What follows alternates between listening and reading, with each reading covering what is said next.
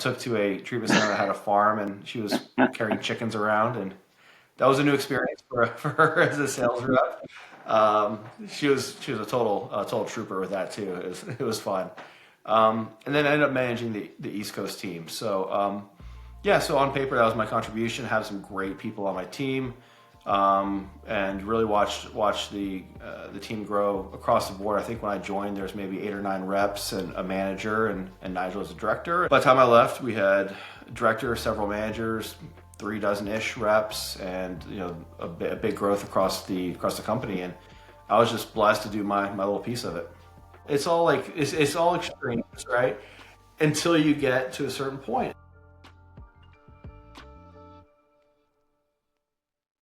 Great to be here. Appreciate you having me on. Yeah, so as you noted, been in behavioral health space now, coming up on 11 years. Healthcare a little over 20. Done a lot of different things within the healthcare space, but was blessed to find addiction treatment, behavioral healthcare 11 years ago. It was actually an interesting jump. I was doing surgical sales. I was working in the operating rooms, which I thought was the pinnacle of what I wanted to do professionally. Until I realized it didn't really matter. My competitors' products were having the same outcomes as mine. Statistically, they kind of had to by the FDA. I wasn't allowed to touch the patient legally. And it was really just me at the end of the day, hanging out in the operating rooms, chatting with the surgeon while they did their job and handing them a product. So upon reflection, I read a whole bunch of Hemingway, grew a pretty sweet beard, took my dogs to the mountains for a long weekend. So what am I going to do with my life? And realized that I wanted to help people who want to help themselves but don't know how. That was a personal purpose statement that I put together. I said, awesome. What does that mean? And then just a couple weeks later, a mutual friend of ours, Nigel, gave me a call, said, hey, we're growing this thing called Foundations Recovery Network. Do you want to come be a part of it? And it was awesome to me because I realized the better I am at selling, the more lives I save. And I thought that was a really interesting proposition other than just selling one widget. Fast forward all these years, somewhere over 14,000 admissions for myself and my teams, 250, 300 million of revenue. And I think what I'm most proud of, dozens of leaders in this space have come up through my teams and grown from everything from team managers all the way to CEOs of programs. I've had a great blessed decade here, and now with Growth Sherpa, we're just looking to continue that journey of growth with not just ourselves as a team, but programs we support all over So you guys are global the too. globe now. So it's really cool. It's been a fun journey, and we've started conversing with a few programs in Europe and Australia, and hopefully going to be able to do some more work with them. I think it's unique seeing the different challenges they have versus our stateside challenges, but yeah, I think regardless of where the program is, a lot of the same key components and Nice. challenges are there, And and you we're mentioned you there to came, help them you through it. worked for Foundations for a while, obviously massive operation. I believe it was the largest acquisition in the space until recently, maybe still, right? Okay. And It definitely was at that time for sure. how did you contribute with the growth there when you were at the Foundations, and what were the things that you took out of that experience, obviously through your journey to, eventually envision how you wanted to have an impact on patients? What was your contribution there? How did that shape kind of your founding Growth Sherpa and where you're at now? Yeah, I got to start by saying I feel like I was really blessed. 2014, the addiction treatment space was still even more Wild West than it is now. I didn't know much about addiction treatment, mental health treatment. Unlike a lot of people in our space, I'm not personally in recovery. I don't have any close family members who were. A handful of fraternity brothers at that time and close friends who were, but something we didn't talk extensively about. It just kind of was. I got really lucky getting in with an organization at that time that was incredibly professional, that was forward thinking, ethical, most importantly, and had a team of great people across the board, great CEOs, great clinicians. All the programs had just a really strong passion to deliver quality products to the patient. And that wasn't the case, that back then. Patient brokering was very rampant, and there was a lot of we'll call it black hat shenanigans on digital and things like that. And I didn't take a part of that, so I was able to come in really on a program doing the high road and learn what I would consider more the right way of doing things as a foundational approach. On paper, my job started off in the field as a field rep, managing the Mid-Atlantic and working with accounts for referrals as an individual contributor. And then picked up the responsibility of head field trainer for the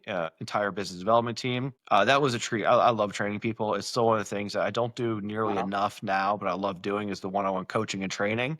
So the majority of our growth for the outreach team was onboarded through me, either helping them with their training or so a lot of the poor poor trainees had to fly to North Carolina and ride with me in the field for a week, which was always an experience, I'm sure. I remember we had one young lady out of California who I took to a treatment center that had a farm, and she was carrying chickens around, and that was a new experience for for her as a sales rep. She was a total trooper with that too. It was fun. And then I ended up managing the East Coast team. So yeah, so on paper that was my contribution. I had some great people on my team, and really watched the team grow across the board. I think when I joined, there's maybe 8 or 9 reps and a manager, and Nigel is a director. And by the time I left, we had a director, several managers, 3 dozen-ish reps, and a big growth across the company. And Nice. I was just I blessed to do remember my little when I piece of came it. into, I started with Opus 9 years ago, and I had, I think, much like you, no idea about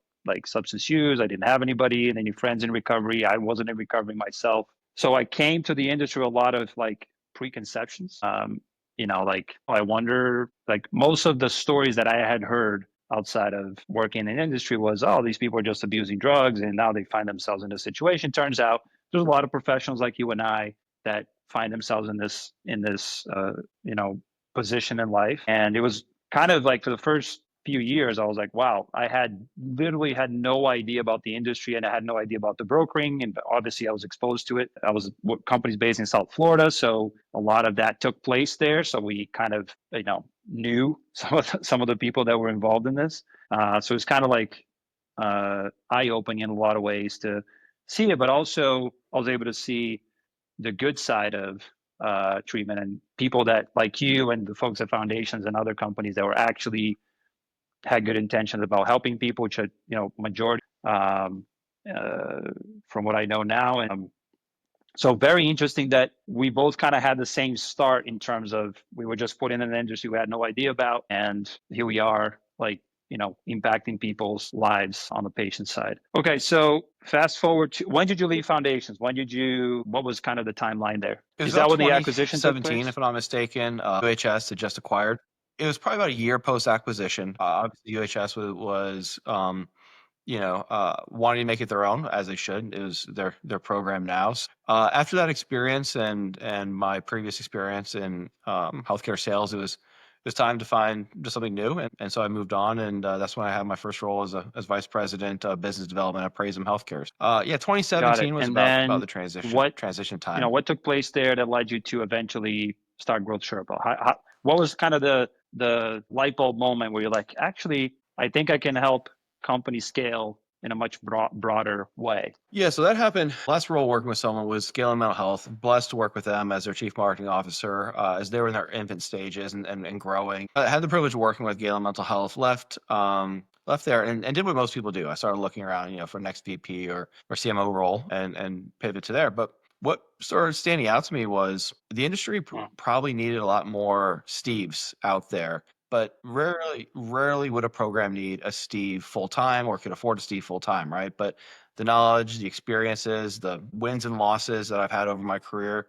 bringing that to programs would be beneficial all across the country. So Growth Sherpa really started just as a fractional BD leadership and mm, coaching organization. So it was really a solopreneurship, and it went great the first 10 months to a year. However, sitting up one night, I remember I couldn't sleep. I was thinking about the industry, and I realized we don't really have a Deloitte for behavioral healthcare. We don't have a McKinsey. We don't have a PwC or KPMG. There's no full service front end consulting agency that is able to really come in and say, hey, let's take experts with experience, with education, with a background of success to evaluate mm, your entire process, not just a component of it. And let's find the solution that's best fit and bespoke for what you as an organization do. And that idea kept nagging at me. And we know that there's some amazing marketing consultants, admissions consultants, outreach consultants. I'm not besmirching them at all. There's some fantastic people out there. But what I kept finding in my own experiences was if I drove the call volume up from mm. BD efforts, but I didn't fix admissions, well, now all of a sudden we're missing calls, right? And now census is moving. Or if I was helping people drive things through digital marketing, we didn't fix their CRM, we didn't know if it was effective or not. We didn't know which campaign was really driving the goal. So the idea kept nagging at me, and I wrote down a business plan. I wrote down a model and said, okay, from now on, Growth Sherpa is going to be a full service agency. We're going to utilize experts from admissions, outreach, marketing, and we're going to create custom solutions for our clients. And it's not always going to be the one size fits all shoe of, create a website, hire some BD reps, and throw them out there. We're going to find out what makes sense in that market. I put a post out looking for people to join my team. Kid you not, Humbert, I thought I'd have Wow, 2 people respond, and I had you had about something. 45. And that's when it clicked in my head. I think the industry wants this to a degree, and talented business development, marketing, and missions leaders want to do this work instead of being kind of into one program. They want to expand and help many, many people. So that's what kicked it off. And our big, hairy, audacious goal is basically we want to be able to work with enough clients nationwide, whereas people inevitably cross pollinate to other programs and leave and work elsewhere. That by instilling this holistic ecosystem approach of revenue generation, they take that with them and nudge the industry a little bit forward to that. Let's think about this as a whole patient acquisition approach, not a departmental silo approach. So that's really what caused Grow Sherpa to be founded. That's why we are a full service consulting agency now versus a siloed approach. And that's what's really driving us forward is saying, hey, if we do a good enough job over the next few years, we're not just helping some programs get some more money. We're really helping programs and markets and the whole industry move just a I little love bit that. towards that direction. And That that's actually exciting leads for us. me to one of the questions I wanted to ask you. So you probably talk to a lot of companies that just want to change the way they do marketing or change the way they find a new business, new patients. What would you say are the most common missteps that these behavioral health organizations make when they're attempting to scale? So, a lot of times they'll start with an in-house person and then they realize they don't know how to do PPC, or they don't know, like to your point, they don't really know how to configure their CRM for calls to be traced properly or for admissions to be able to vet through the patients. What are the things that you're finding? Because I know one of the things we talked about where we're at when we were at base almost 3 weeks ago now is your first approach is like the tech stack. How's that set up? Before I offer you anything, let me just see like under the hood how this thing actually runs. So you must have like a blueprint for this is like our approach. So what are some of the missteps that you see companies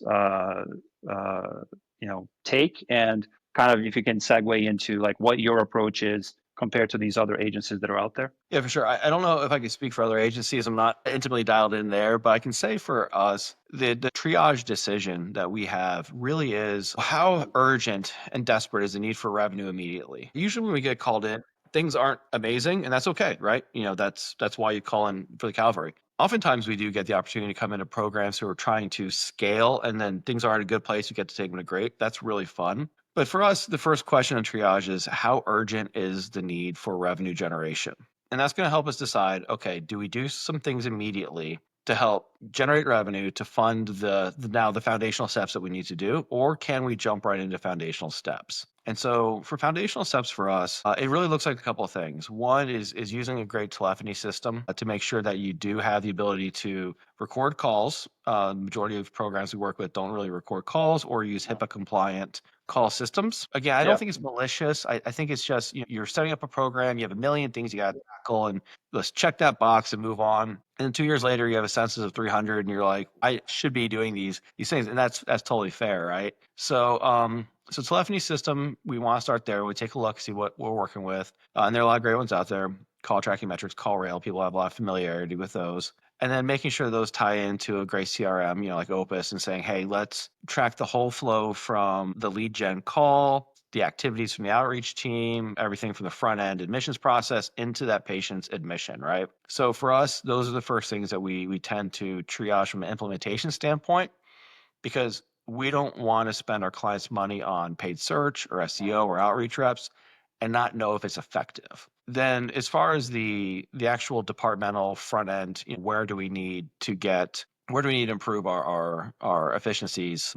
If we can actually track those things and take a good look into them, then it really is just going to be a forensic audit of how things are going. I mean, we probably don't have time to dig into every KPI and number for that, but essentially for outreach, if outreach is implemented, we want to see where they're getting their referrals from. Is it heavily weighted on other treatment centers, or is it more balanced for other vertical markets like hospitals, interventionists, therapists, et cetera?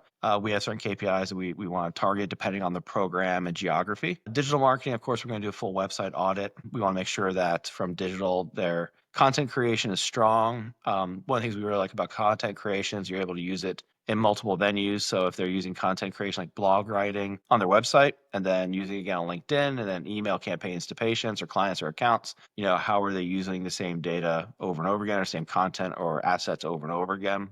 Then from admissions is pretty much similar to the other two departments. We want to take a look at are they picking up the phone? That's the big one. I think one of my channel partners mentioned to me that they did an audit on all their accounts and 38% of phone calls were being missed. So if I'm taking a look at that from my shoes and I want to have an immediate Yeah. 38% reduction in And the CPA, dollar the that's a dollar great amount that's being place for us spent to there start is just kind of staff literally and just training. wasted, right? Yeah. I mean, you're paying You're money probably for not that going to phone to get your ring. If call you don't back answer because it, in this industry yeah, specifically, that's it's not like plastic surgery where they're like, this is the only place, or I want to go with this one place. They're just looking for help. Exactly. or it might be the last call they make. So the sense of urgency is super important. So, yeah, so basically auditing all the channels, and then from there, part of our process is working with the ownership to seeing where they want to be as an organization culturally in the community, and then of course revenue, and building out the plan based off those three channels to get them to those targets. The front end really is seeing, I guess, how urgent the need of revenue is to keep the lights on and triaging that. And then, of course, building out the tech stack is usually step one. Some of the missteps we see is common. It's basically not having the ability to track your spend and your patient acquisition practices. That leads to a lot of contention and a lot of confusion around how effective certain strategies are. If you can't differentiate your digital strategy from your outreach because you have the same 800 number or your paid search from your SEO, it makes it very difficult to see what's effective and what's not. And it ends up being a little more costly by having to wait to do that later and instead of just doing it on the front end. That's why I always say if there isn't a immediate need to generate revenue instantly and you can kick that can down the road a month or two to get everything implemented on the tech stack, it's Got it. really a good choice because it does save you money in the long run. Steve, so you described kind of what your approach is, and that's generally, I would assume, most of your customers, you kind of put them through this sort of blueprint of success, right? What are some of the types of engagements that you guys have? So obviously, somebody comes to you and says, "Hey, Steve, I want you to run everything. I don't know anything about marketing. I just need to, get more clients in the door." I assume you also have customers that are coming to you and say, "Hey, we have a marketing team, we have a content team, we have an admissions team, an outreach team. Help me optimize that." So there must be like different types of engagements you have. Can you kind of give us an idea of what those are? Yep, absolutely. So the three most common, the new startup, someone is either about to open in a couple of months or have opened a couple of months ago and just need to get everything set up in the most effective, smoothest way possible. We like those. Those are fun because you're working with someone who's still the early ages of starting their program up. They're excited, they're pumped. Unfortunately, the expenses are coming out like crazy because they have their building, their chair, their therapists, but we're able to get them really effectively set up with everything I said before about the call tracking systems, the CRM, the website, and content creation moving, and then help build out their CRM as well. We do a lot of prospect development. So if someone goes into a market, we tend to not just give them their CRM, but we put our staff on building out their prospect list so that they can start with hopefully 900 to 1,000 at least prospects in their local market. So when their BD team is started and gets running, they aren't just guessing. They can actually start with some effective nature, and that engagement can get incredibly thorough if we want it to be to email campaigns, open houses, hiring BD training, hiring admissions training. So that can get really robust. But usually it's pretty templated to get them up and running with all the right stuff right away. That's the first type. The second type is a program that's been around for a while and has probably seen some level of success. But now because everything has been piecemealed, they need to get some cohesion between their systems and departments. I find those really exciting because those are the ones that we find as we put everything back in some sort of cohesion, it shows us the ways that they can grow faster. I had a great program like this that we've been working with for a while that as we've continued to develop and continue to move their departments forward, they've seen almost 100%, almost a doubling in growth over the last 12 to 14 months in census. And it's been more effective, more predictable, less dips. So That type of program is really fun because as you're doing the work, more things expose themselves as opportunities, and you continue to compound and scale and grow more than you thought you were in the first place. And then the final one, to your point, we can get brought in either as a fractional leader to a department and say, we just lost our VP of admissions. Can you fractionally lead that for 6 months while we hire a new one? And while you're leading it, can you fix some systems and train our team? And when our new leader comes in, they come into everything being fixed and working and functional versus having to spend their first 6 months fixing it. So those are interesting engagements. Or in that situation, sometimes we're brought in because they have one project that they want to do that is just they have great leaders, they have great people on their team, but they don't want to pull them away from doing that big project. And we'll just manage that project and Got it. then move Okay. on. So that happens from Can time you to time share a as well. story of a client, a recent or in the past that you helped succeed and kind of what the challenges were? Of course, you don't have to share the name, but just kind of what you walked into and kind of where they come out. You just mentioned one that doubled in size in terms of admissions. What'd you find when you got in there and kind of how long did it take you to kind of, fix it all up and then hand it back to them or continue to work with them? Yeah, they're a fun one because we talk about them because they brought me Yeah. on when I was still pretty early in just the fractional solopreneurship, and I was brought to train the sales team, oversee the outreach, hire, onboard, and grow to make the phone ring, right? And then it was about 3 to 4 months in, I got a call saying, "Hey, why isn't our census going up?" And we noticed hundreds of calls were being missed every month. And so then we found the solution for hundreds of calls being missed every month. And then the question came up, well, we need to know what our outreach team is doing now because they're doing well, but I need to know what they're doing. So we built out the CRM and got that up and running and started getting more visibility into activities and census is rising. And now the CRM wasn't speaking to their EHR because they had an older EHR that didn't communicate well with really any CRM. So then we had to do the new EHR that now communicated so then we can track alumni outcomes. At this point, their census was going up by about 50%. So they've gone from, I say, mid 50s to mid 70s in census. It's doing really well, making progress, getting better visibility into how things are working. And now we're doing their telephony system, building out their admissions team because their call volume has really gone up. Oh, I failed to mention, we redesigned the website last October, and since then, calls from digital have gone up, doubled.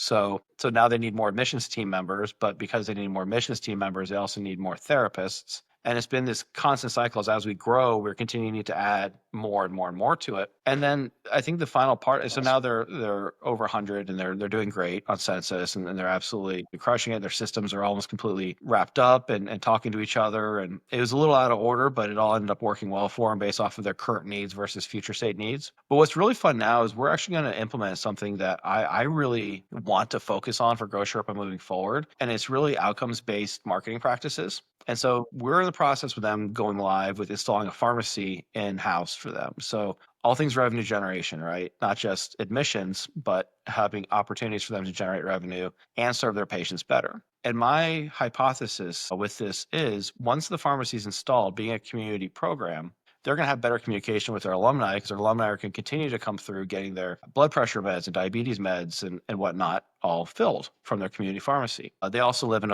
this treatment center is in a pharmacy desert that's 2 miles from their closest pharmacy, right? So what we're going to be able to have is more engagement with the alumni from pharmacy, from being on campus for these things, et cetera. I predict that that's going to give us better outcomes through our tracking systems to say, hey, these are the type of patients who are engaging with pharmacy. These are the type of patients who have better long-term outcomes. Then we're going to take that data and push it forward to marketing and say, let's market directly more towards that sort of patient so we get more of them in the door and then thus get better outcomes and the cycle continues. I think that's going to be a very powerful case study. I know we're probably 12 to 18 months away from having that completely shake out because it takes time, obviously, to get the outcomes and work through the process. But that client is a great example of someone who, we just worked the process. We took a look at every side of things from marketing to admissions to outreach and now to other operational components. And they've seen wonderful success and are continuing to grow. So love working with programs There's like been a that. lot of It's been conversation really fun. about outcomes based treatment on the treatment side, basically, but I had never heard of it on the marketing side. Are you seeing customers come to you with some version of an outcomes based approach on the marketing side, or is this kind of a novel out of the box idea that you're implementing with this account? It's more of our way of nudging our potential clients. So some markets in particular we joke, it's 50 flavors of vanilla, where it's a lot of programs that if I'm a consumer and by patient, I'm a consumer. I'm looking at these. They all kind of look the same. They're all outpatient. They all have nice houses. They all have good clinical products with a master's degree person somewhere on the website with some sort of alumni component. They all Mm. kind of look the same. They don't really differentiate or speak to me. And the websites are also all very similar. They all look the same. They have their basic drop down bars and they have their basic outlines of about us, our story, maybe has a blog and things like that. So as we saw this kept popping up, and especially in some markets that are very saturated with treatment, we wanted to provide a solution. And the reality of it is there's some great programs out there now that really track alumni outcomes well and can really dial in who your target demographic is by your outcomes, right? So what we kept noticing is a lot of the programs are going to look and feel very similar to the patient, right? They're gonna have a lot of the same looking websites, same looking services. And while internally in a treatment center, you feel like yours is very special. That's why you work there, right? You feel like it's passionate and special. From the consumer's eyes, it's a very challenging thing to talk to a Mm. treatment center about, is that it's gonna look the same, right? It's like someone buying a It's the Camry or a same thing. Civic and they're not Mhm. a car person. They kind of feel the same. So there's a lot of great vendors. I think you guys are exceptional at being able to take a look at outcomes and really delineate the outcomes by demographics. If we're able to do that with treatment centers and see who are you really good at treating, you can then push that focus back to the front line marketing. So vague example I always give is, let's say you have a program, Acme Treatment Center, that says, hey, we do great. We're a young male treatment center, and that's who we want to focus our energy on. But then their outcomes Mm. come out and say, actually, you do better with middle-aged men. 35 to 45 is actually your wheelhouse. That's statistically much better. So what do you do with that information? Do you go back as the owner of the information and say, okay, I need to change my facilities to be more amenable to middle-aged men. I need to train my clinicians to be better at treating young adults because I don't feel like changing my facilities. Either way we go, we need to go back to targeting on a marketing side of things the right demographic. We can be more effective. So if we can move that needle with getting the demographic that the treatment center itself has better outcomes with and get statistically significantly more of those patients in the door, then you should have longer lengths of stay, lower AMAs, better outcomes. And then you get to go back to insurance and say, hey, look at our better outcomes. Let's have higher reimbursement. So lower AMAs, longer lengths of stay, better reimbursements. It's going to reduce your marketing costs because you're more effective at it. And essentially what you're doing is running a more streamlined center, whereas the center next to you that used to also look the same, maybe they're also now realizing that young females are their target demographic and they're getting more effective at the young females, and it's not cannibalizing each other's populations. It's now more cohesive and the market's now better served to find treatment for the patients based completely on how well they do in that treatment center. So I'm really excited about this moving forward. I think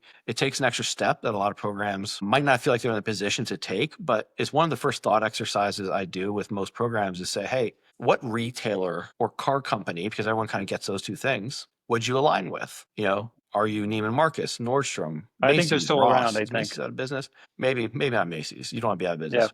me too. I'm pulling for them. I like Macy's, wedding registry. Hopefully you're not Kmart or Sears. So who do you align with? And then let's start the marketing, at least focus there to kind of mimic that brand. And then hopefully that will bring in the demographic you're looking for and the outcomes stay the same. But if they don't, we're going to keep that dialogue open between front of house and back of house. And that way you're always helping move that a little bit more forwards. We're excited about that. I think that's something that is going to help the oversaturated markets really serve the population better and Awesome. have ultimately what we all Well, want let's is better talk about outcomes.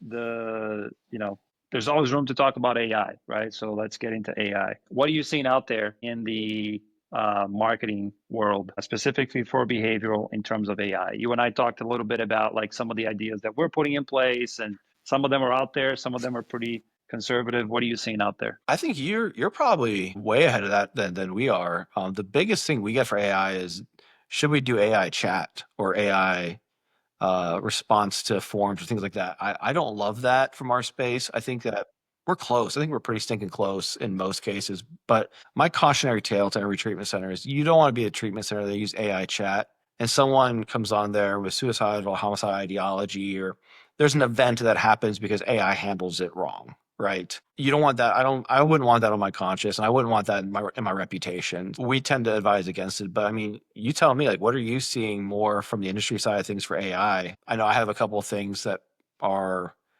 predictive analytics, not necessarily AI, that I dig, but AI I Yeah, think is a we're completely different ballgame.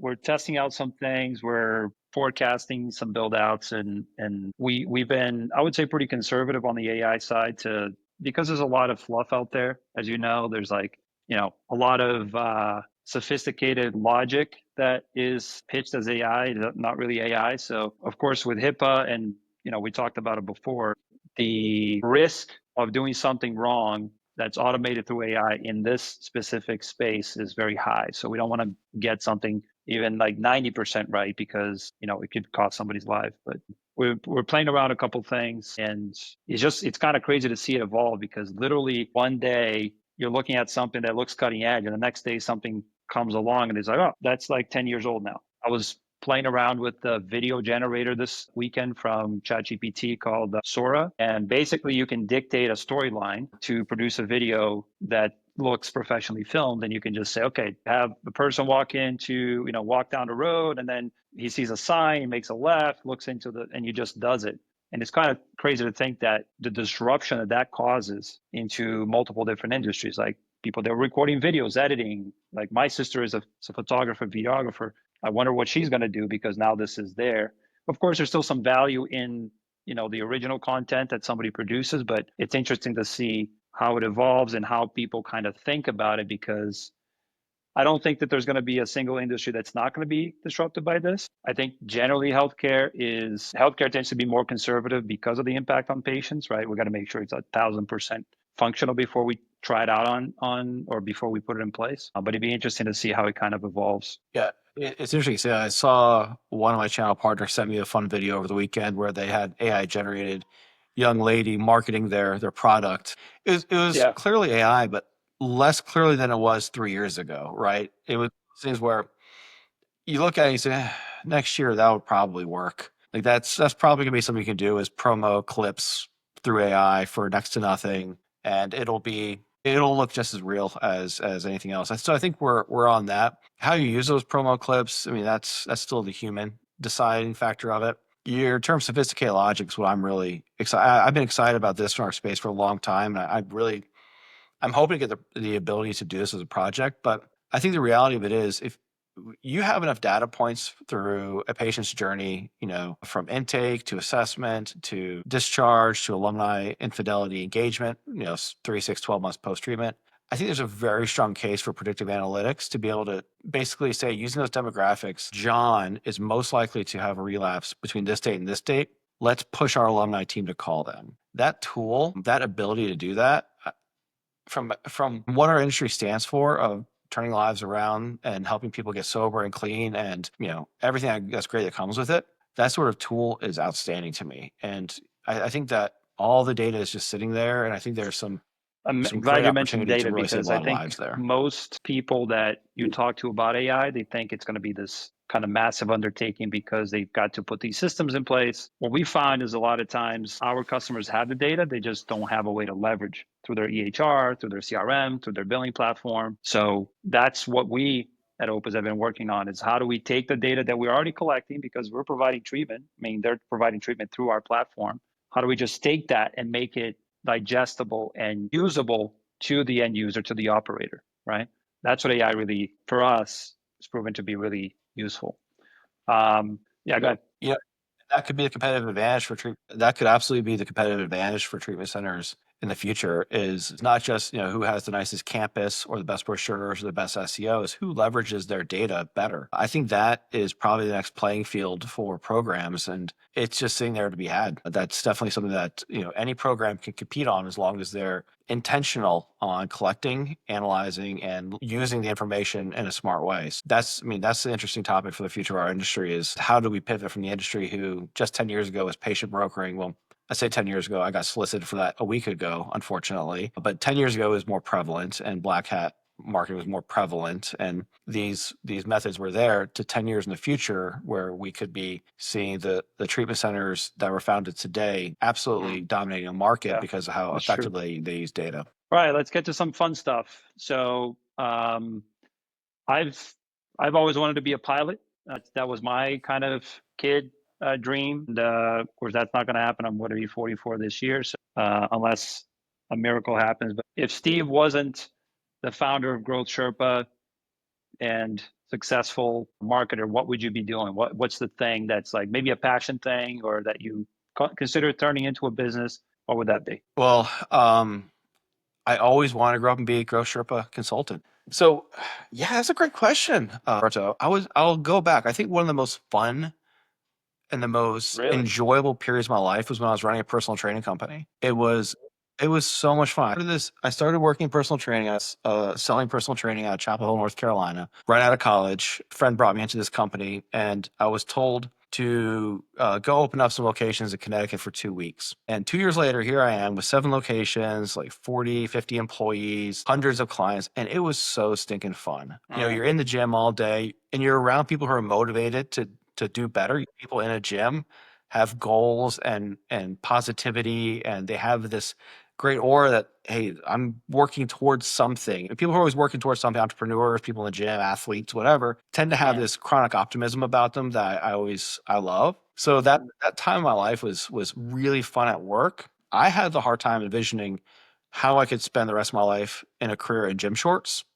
I actually almost did buy a gym Nice. about 10 years ago. Was to almost get back at it. So it's always been kind of prevalent in me. The irony is, after COVID, I can't work full time in my gym Who shorts. knows what you're wearing, right? So Doesn't I think matter. that I was short sighted about. I mean, yeah, here's what we see. But yeah, so I think that probably what it is staying in fitness. I love fitness. I've been into it since I was a teenager. Have my kids exercising athletes now already, and they love it. So that's probably where I would have stayed if it wasn't for Nice. Yeah, I love feeling the asking this need to question pivot and be a grown because up. what I find is once you become relatively successful and you look around and everybody's kind of on the same boat, you hang out with people that are kind of in the same kind of career path. You realize once you talk to people, you realize that they also had things that they wanted to do that just didn't happen for one reason or another, like my being a pilot, you being a gym owner or working with, working at a gym or whatever. I was talking to a friend of mine who is a successful lawyer based in Texas. And I asked him, like, we were talking about something. I was like, if you could just like forget about the money, forget about the status, forget about everything, what would you do? And he hit me with, I think I would buy a liquor store. Like a liquor store. And I like out of all things, if you give me 50 things to think about for that specific person, I never would have thought that would be the thing. Is like, yeah, when I was a kid back in Michigan, my uncle ran this liquor store and I would go in there and like, pack stuff up and help at the counter. And I loved it.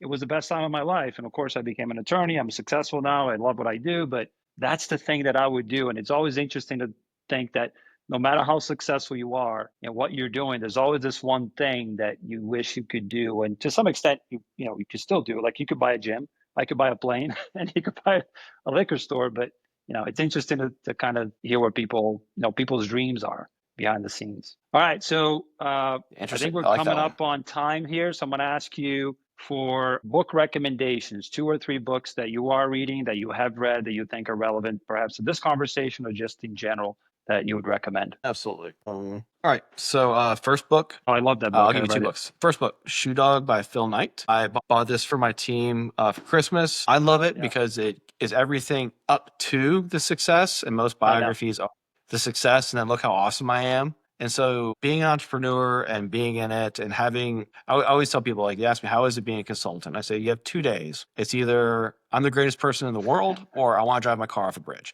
There's no middle. It's all like it's all extremes, right? Until you get to a certain point. And I think that you see that with this book, and you see how Phil thought creatively. He had to make snap decisions that worked. He had made some decisions that didn't. And you can see the journey was definitely non-linear, and you never would have guessed like that's how Nike came to be. So I dig it. And it's been really motivational for me. It's actually shaped some of my decisions over the last couple months. So I appreciate that. The next is called The Invisible Gorilla.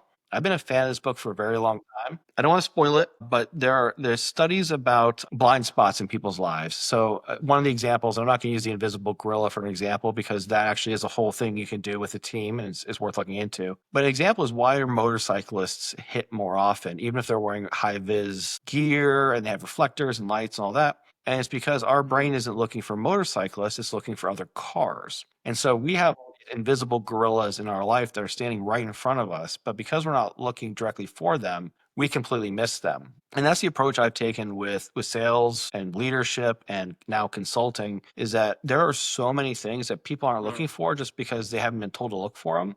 But once you show them that invisible gorilla, walking there in the middle of the room, you can't unsee it. So I think that book is a really great way of reframing thought process behind how you are as a parent, leader, friend, employee, coach, like every aspect of your life. Like, are you doing things just because that's the way that you've been shown to do it? Or are you taking a step back and saying, what's the full vision in the room? So Awesome. I dig Awesome. that one. Great I go back to that recommendations. one I a lot. love I love the first one. I read it a couple times too. There's one book that's actually pretty similar to that, which is a little bit of a controversial figure now. It's called Liftoff. It's the kind of the unauthorized biography of Elon Musk in the early days of SpaceX. And it kind of gives you a glimpse into the hustle that it was up until like 2010 for them to get this thing off the ground. Kind of like a lot of contrast with Phil's book as well. All right. So, where can people find you, Steve, and Growth Sherpa if they want to connect with you, engage with Growth Sherpa on the marketing initiative? Where can they find you? Several places now. So we have two platforms for our podcasts and our interviews and conversations. You can find us by searching Growth Sherpa Consulting on YouTube and Spotify, on LinkedIn under Growth Sherpa Consulting, of course, LinkedIn, Steve Donai, and then growthsherpaconsulting.com. So Awesome. any one of those Very good, mediums, we're Steve. happy to You're a chat. very insightful guy, and I always enjoy our conversations. Thanks again for being here today, and we'll chat again soon. I appreciate you. Thanks so much.